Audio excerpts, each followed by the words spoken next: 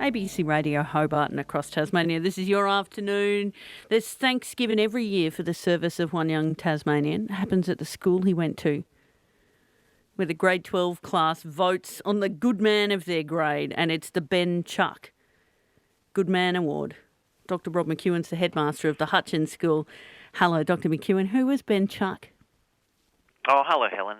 Ben Chuck was, as you described, was a student of the school, finished with us in 1996 and went on to serve 3 times. In fact, did 3 tours of Afghanistan and was tragically killed on his 3rd tour in 2010. And his father, obviously devastated by that tragedy, wanted to remember his son and the qualities that his son possessed. He was only 27 at the time that he gave his life. And those qualities became... and they aligned closely with the school's values, and so it's become a very, very special award at our annual speech night. So special, in fact, that at the end of the night, when we present the ducks of the school, we also present the Ben Chuck Good Man Award.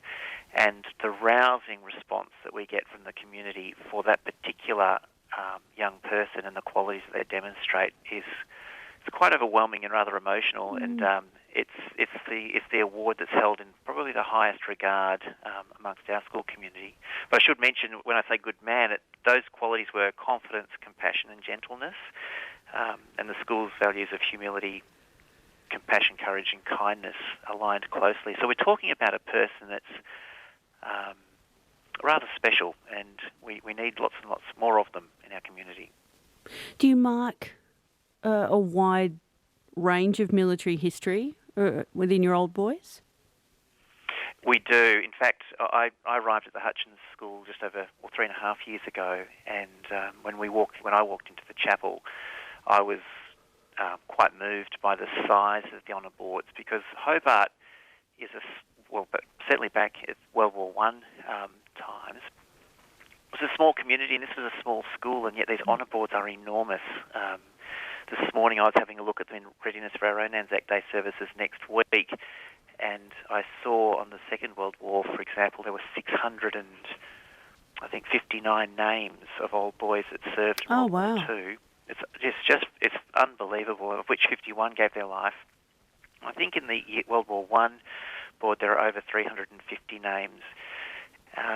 And so even looking at the Afghanistan conflict, where obviously the size of our forces that defend our country and fight for justice, it's small. 15 Hutchins old boys served in Afghanistan. So I don't know what it is, but there's something about this, I suppose, the values of courage and standing up for what is right, that's been with the school for a long time.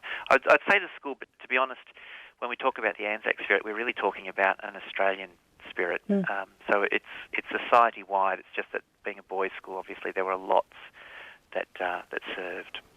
And how will the school commemorate Anzac Day this year? Well, we're recording already. We'll have a social media post on the day of Anzac Day itself. But one thing that is really important to us, particularly this time of the coronavirus and so many things going on in the world, when we look at the ode that they share on Anzac Day, and it finishes with "We will remember them," and the lest we forget, that is very, very important to us as a community. And so we were having our own Anzac Day service on Wednesday, which was a scheduled annual Anzac Day service before all the disruption to schools, and that will go ahead. And we have our school captains reading the names of the fallen, chaplain speaking, I'll speak, and it's with that spirit of that we will remember them. And I think schools are really important for continuing to remind the next generation of the reasons we enjoy the freedoms in this beautiful country that we live in now. So we take that responsibility very seriously. Will you be heading to the end of the driveway yourself on Saturday morning? Yes, and in fact, one of the things that I play the trumpet, and so the last post I will be playing the last post, certainly on the Wednesday school service. So I've grown up attending Anzac services every year since I was a young person. So it's very important to me personally, but very important to this school community. I don't think I've ever met a principal who has played the last post himself. Well, I did it last year also.